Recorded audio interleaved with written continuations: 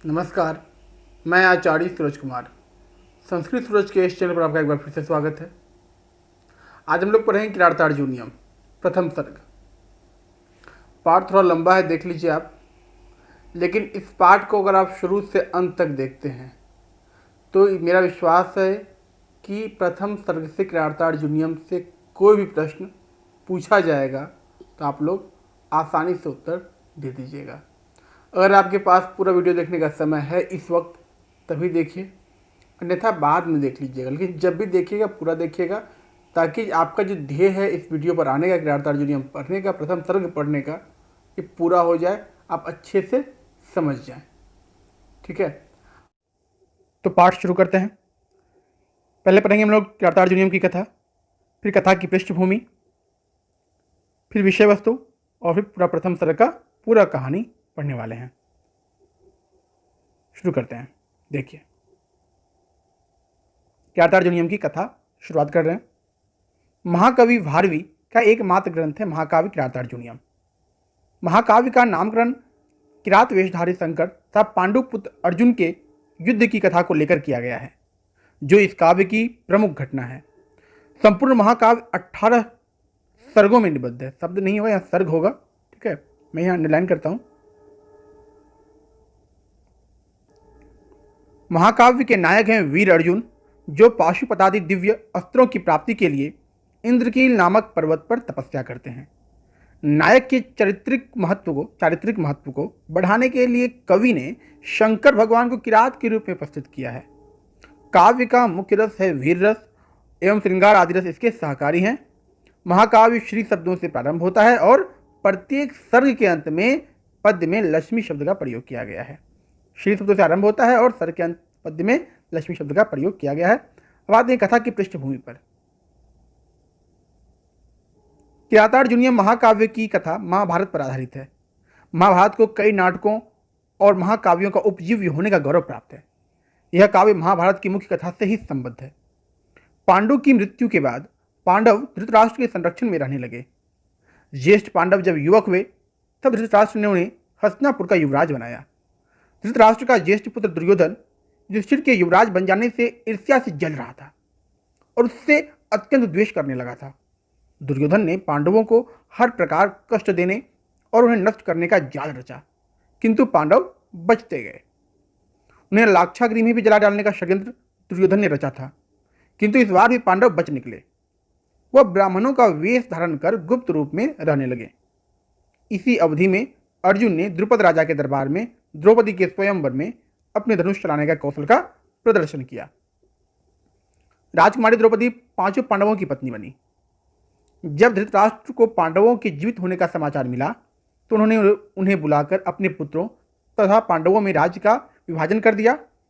यमुना के तट पर इंद्रप्रस्थ नगर को युधिष्ठिर ने अपनी राजधानी बनाया और चारों दिशाओं को जीतकर राजसूय यज्ञ का आयोजन किया। युधिष्ठिर की उन्नति देखकर ईर्ष्यालु दुर्योधन ने एक दूसरा षड्यंत्र रचा। उसने अपने पिता से कहकर पांडवों को जुआ खेलने के लिए निमंत्रित किया। दुर्योधन के मामा शकुनी की कपटपूर्ण चाल के आगे पांडव दाव के बाद दांव हारते गए। राज्य के साथ द्रौपदी को भी हार गए। भरी सभा में दुर्योधन के आदेश पर दुशासन ने द्रौपदी का अपमान किया। इस पर क्रुद्ध होकर भीम ने दुशासन का रक्त पीने तथा दुर्योधन की जांघ तोड़कर उसका वध करने की प्रतिज्ञा की। उसकी प्रतिज्ञा सुनकर चतुर धृतराष्ट्र ने पांडवों को बुलाकर उन्हें उनका राज्य वापस कर दिया। अपने इस षड्यंत्र में असफल होने पर दुर्योधन ने फिर द्यूत क्रीड़ा के लिए आमंत्रित किया। इस बार शर्त यह रही कि हारने वाला 12 वर्ष तक वनवास एवं 1 वर्ष अज्ञातवास करेगा। यदि अज्ञातवास की अवधि में वह पहचान लिया गया तो उसे फिर उसी प्रकार 13 वर्ष व्यतीत करने पड़ेंगे। इस बार भी पांडव हार गए। अपने भाइयों एवं पत्नी द्रौपदी को साथ लेकर युधिष्ठिर ने वन की राह ली और अंत में द्वैत नामक वन में रहने लगे। किरातार्जुनीयम महाकाव्य की कथा इसी घटना के बाद से आरंभ होती है। अब आप किरातार्जुनीयम की विषय वस्तु पर आइए। मैंने पहले ही कहा पाठ लंबा होगा, पढ़ना है आपको, क्योंकि अगर आप जब पाठ पढ़ेंगे पूरा, उसके बाद फिर हम जब मुख्य सूक्तियाँ आपको पढ़ाएंगे इसके बारे में, किरातार्जुनीयम की सूक्तियाँ जो है उसको आप अच्छे से स्पष्ट समझ पाएंगे, इसलिए कहीं भी आपको छोड़ना नहीं है। तो किरातार्जुनीयम की विषय वस्तु। द्वैत वन में निवास करते हुए युधिष्ठिर ने दुर्योधन की नीति एवं शासन व्यवस्था को जानने के लिए किरात को दूत के रूप में भेजा। ब्रह्मचारी वेश में राज्य में घूमकर सभी समाचार जानकर वह वनेचर युधिष्ठिर के पास लौटा। वनेचर ने युधिष्ठिर से दुर्योधन की नीति के विषय में बताता है कि किस प्रकार वह कपट से जीती हुई पृथ्वी को प्रजा के प्रति उत्तम व्यवहार कर जीतना चाहता है। सारी बातें बताकर वनेचर लौट जाता है। शत्रु के अभ्युदय का समाचार जानकर तथा अपने पतियों की दुर्दशा देखकर द्रौपदी अत्यंत दुखित होती है। धर्मराज युधिष्ठिर के क्रोध को उत्तेजित करने के लिए एवं शत्रु से शीघ्र ही बदला लेने के लिए नीति युक्त वचन कहती है। द्रौपदी के वचनों के बाद भीम भी द्रौपदी के वचनों की पुष्टि करते हैं तथा अपने बाहुबल का प्रयोग करने की आतुरता दर्शाते हैं। नीति के पारंगत युधिष्ठिर अपने वचनों से भीम को शांत कर देते हैं तथा उन्हें धैर्यपूर्वक उपयुक्त समय की प्रतीक्षा करने का उपदेश देते हैं। इस बीच भगवान व्यास आते हैं। वे अर्जुन को दिव्यास्त्र प्राप्ति के लिए तपस्या करने को कहते हैं। व्यास को भेजे हुए गुह्यक के साथ अर्जुन तपस्या करने के लिए इंद्रकील नामक पर्वत पर पहुंचते हैं और घोर तपस्या आरंभ कर देते हैं। उनकी तपस्या को देखकर इंद्र घबरा जाते हैं। उसे भंग करने के लिए अप्सराओं को भेजते हैं। अर्जुन का व्रत भंग नहीं होता। वे अप्सराओं के अत्यंत कामोत्तेजक रूप एवं विलास से प्रभावित नहीं होते। इंद्र उन्हें शिव की तपस्या करने का उपदेश देते हैं। इधर एक मायावी दैत्य अर्जुन को मारने के लिए सुअर का रूप धारण करता है। इस बात को जानकर भगवान शिव भी अर्जुन की रक्षा के लिए किरात का वेश धारण करते हैं। सुअर को अपनी ओर आते देख अर्जुन शंकाएं करते हैं और अंत में सुअर की घातक प्रवृत्ति को देखकर उस पर बाण छोड़ते हैं। साथ ही किरात रूपधारी शिव भी बाण छोड़ते हैं। बाण के लिए अर्जुन और किरात में विवाद चलता है और फिर अर्जुन तथा किरात वेशधारी शिव में युद्ध आरंभ हो जाता है। अस्त्र शस्त्रों के युद्ध के बाद वे मल्लयुद्ध पर उतर आते हैं। अर्जुन की वीरता से भगवान शिव प्रसन्न होकर प्रकट होते हैं और वरदान देते हैं। अर्जुन की दिव्यास्त्र प्राप्ति की अभिलाषा पूरी होती है तथा इन वचनों के साथ महाकाव्य भी पूरा होता है। जाओ अपने शत्रुओं को जीतो, ऐसा आशीर्वाद प्राप्त कर अर्जुन लौट जाते हैं एवं युधिष्ठिर के चरणों में प्रणाम करते हैं। अब कृतार्जुनीयम प्रथम सर्ग का वर्ण विषय पढ़ेंगे, मतलब प्रथम सर्ग पढ़ने वाले हैं। हिंदी पढ़िएगा तो फिर सूक्ति आपको आसानी से समझ में आएगा, इसलिए हिंदी का कोई भी लाइन आप छोड़िएगा मत, सुनिए और साथ में पढ़िए भी, ठीक है। क्योंकि जो परीक्षा होती है टीजीटी या पीजीटी लेवल की पूरे भारत में किसी प्रदेश में, तो प्रथम सर्ग कृतार्जुनीयम का पूछा जाता है, इसलिए आपको इसको अच्छे से समझना और पढ़ना है। जुए में दूसरी बार पराजित होकर शर्त के अनुसार युधिष्ठिर अपने भाइयों तथा द्रौपदी के साथ द्वैत वन में निवास करने लगे। वहां निवास करते हुए उन्होंने एक चतुर वनवासी किरात को दुर्योधन की प्रजा के प्रति नीति को जानने के लिए गुप्तचर नियुक्त कर भेजा। ब्रह्मचारी वेशधारी वनेचर दुर्योधन के राज्य का सभी वृतांत जानकर युधिष्ठिर के पास लौट कर आया। उसने महाराज युधिष्ठिर को प्रणाम किया और एकांत में उनका आदेश पाकर शब्द सौष्ठव और अर्थ गांभीर्य से युक्त वचन कहने लगा। हे महाराज, कार्य में लगाए गए सेवकों का यह कर्तव्य है कि वे स्वामियों को धोखा न दें, क्योंकि स्वामी लोग सेवकों के माध्यम से ही सब कुछ जानते हैं। अतः मेरे कथन में कुछ अप्रिय बात हो तो उसे क्षमा करेंगे, क्योंकि हितकारी और मनोहर वचन दुर्लभ होते हैं।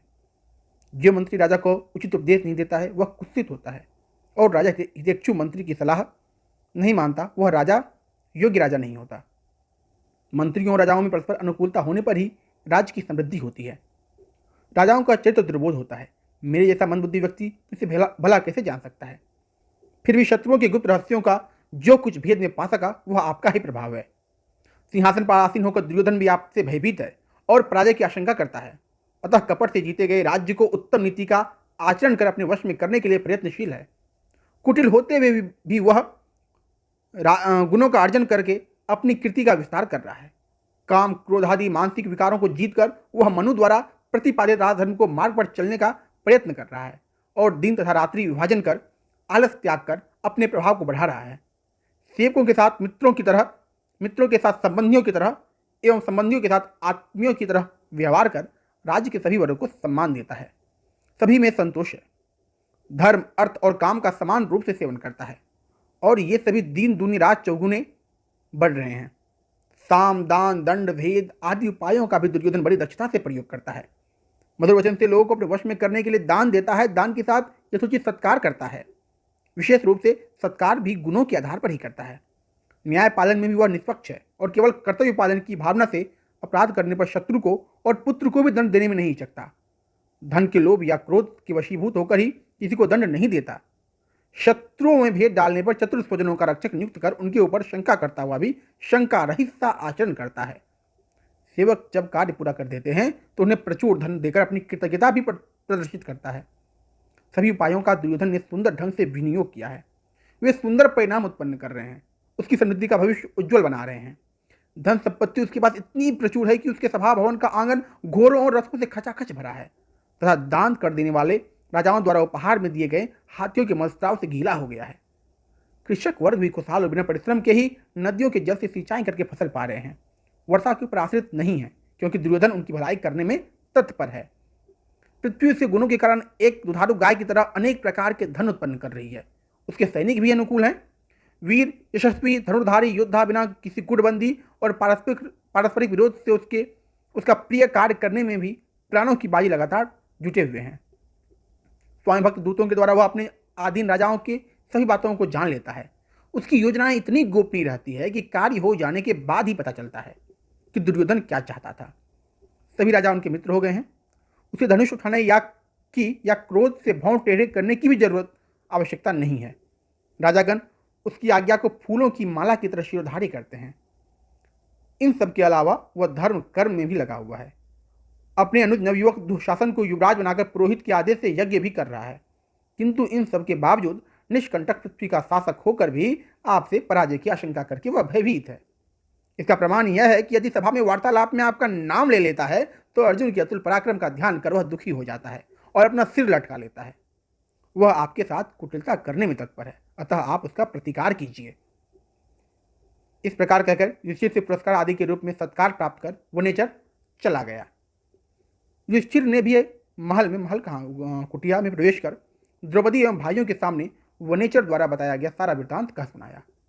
शत्रुओं की समृद्धि का समाचार सुनकर द्रौपदी अपने मनोवेग को रोक न सकी और युधिष्ठिर के क्रोध को भड़काकर शत्रु से बदला लेने के लिए प्रेरित करते हुए कहने लगी, हे राजन, आप जैसे विज्ञ लोगों के प्रति स्त्री का कुछ कहना तिरस्कार के समान है। फिर भी मेरे मन की व्यथाएं मुझे नारी के उचित व्यवहार को भूलकर कुछ कहने के लिए बाध्य कर रही है।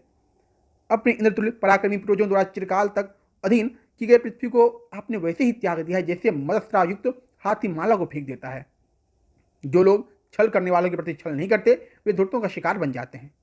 धूर्त उनके रहस्यों का भेद लेकर उन्हें नष्ट कर देते हैं। गुणों से अनुरूप अपने कुल में उत्पन्न अपनी वधु जैसी राजलक्ष्मी का शत्रुओं के द्वारा अपहरण करने वाला आपकी सिवा भला और कौन होगा।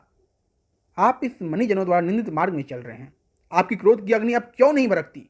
जिस व्यक्ति का क्रोध खाली नहीं जाता उसके अधीन सभी हो जाते हैं। जिसमें क्रोध नहीं, जिसकी मित्रता या शत्रुता का कोई महत्व नहीं देता। कह रही है द्रौपदी, जिसमें क्रोध नहीं होता उसकी मित्रता या शत्रुता का कोई महत्व नहीं देता। या देखिए तो जो भीम पहले शौक से लाल चंदन लगाते थे अब वही धूल धूसरित होकर पर्वत में इधर उधर भटकते हैं। इन्हें देखकर आपके मन में दुख नहीं होता क्या। जिस धनंजय ने उत्तर कुरु को जीत कर सोने चांदी की महान राशि लाकर दी थी उससे वल्कल वस्त्र ढोते देखकर भी आपको शत्रु पर क्रोध नहीं आता। वन की भूमि पर सोने से जिनके शरीर कठोर हो गए हैं और बाल बढ़ गए हैं, ऐसे इन दोनों जुड़वा भाइयों नकुल सहदेव को देखकर भी आप अपने धैर्य और संयम को छोड़ने का साहस भला क्यों नहीं करते। मैं आपके इस बुद्धि को नहीं समझ पा रही हूँ। सचमुच लोगों की मनोवृत्तियाँ अजीब होती है। मैं जितना ही आपकी इस घुड़पत्ती के बारे में सोचती हूँ मेरा हृदय उतना ही बलात् विदीर्ण होता है। आप अपनी हालत तो देखिए। जो पहले बहुमूल्य पलंग पर सोने के बाद बंदियों की स्तुति और मंगल गीतों को सुनकर जागते थे वही अब कुश कंटक वाली भूमि पर सोने के बाद सियारनियों के अशुभ शब्द सुनकर निद्रा छोड़ते हैं। आपका यह शरीर जो पहले ब्राह्मणों को खिलाने के बाद बचे हुए अन्न खाने से पुष्ट और सुंदर दिखाई पड़ता था वही अब जंगली फल मूल खाने से दुबला होता जा रहा है। ये चरण जो पहले मणि पीठ पर रहते थे और प्रणाम करने वाले राजाओं के सिर की मालाओं के पराग से रंजित होते थे वे ही अब कटे हुए कुशों के बीच रहते हैं। यह हालत शत्रुओं ने कर रखी है। इसी कारण मेरा मन समूल उखड़ सा रहा है। शक्ति बनी रहे तो शत्रु द्वारा पराजय भी मानी लोगों को बुरी नहीं लगती। कह रही हैं द्रौपदी कि शक्ति बनी रहे तो शत्रु द्वारा पराजय भी मानी लोगों को बुरी नहीं लगती। राजन अब शांति छोड़िए, क्षत्रियों के तेज को धारण कीजिए। शांति का अवलंबन करके निष्काम मुनि लोग सिद्धि प्राप्त करते हैं, राजा लोग नहीं। कह रही हैं द्रौपदी, शांति का अवलंबन करके निष्काम मुनि लोग सिद्धि प्राप्त करते हैं, राजा लोग नहीं। आप जैसे तेजस्वियों में अग्रणी व्यक्ति इस प्रकार का अपमान सहकर संतोष करके बैठ जाए तो इस संसार से मनस्थिरता समाप्त हो चुकी। यदि क्षमा और शांति को ही हमेशा के लिए सुख का साधन मानते हो तो धनुष फेंक कर जटाएं धारण कर लो और यह वन में बैठकर अग्नि में आहुति करो। शत्रु अपकार करने में लगा है, इसलिए आपको अत्यंत तेजस्वी होते हुए समय की प्रतीक्षा करने और शर्त का पालन करने की आवश्यकता नहीं। विजय चाहने वाले राजा किसी बहाने संधि को तोड़कर शत्रु से बदला लेते हैं। दैव और समय के नियम से आपत्ति के समुद्र में पड़े हुए धन और साधनहीन होने के बाद उन्नति के लिए प्रयत्न करते हुए आपको राज लक्ष्मी उसी प्रकार प्राप्त हुए जैसे रात्रि के अंधकार से निकलते हुए सूर्य को तेज मिलता है। मतलब ये पूरे प्रथम सर्ग में द्रौपदी जो वनेचर आता है वहाँ से संदेश लेकर दुर्योधन का, गुप्तचर जो गया था वहाँ से आने के बाद जो वनेचर बताता है तो द्रौपदी सिर्फ युधिष्ठिर को उत्तेजित करती है। इसी का पूरा व्याख्या है प्रथम सर्ग में। अब आपको अगले वीडियो में मैं सूक्ति के माध्यम से समझाने की कोशिश करूंगा और फिर अंत में लाइव कक्षा के माध्यम से कार्ताजुनियन प्रथम सर्ग से संबंधित सभी प्रश्नों को एक बार देख लीजिएगा, आप लोग हल कीजिएगा। ठीक है, मिलते हैं अगले वीडियो में। नमस्कार, धन्यवाद।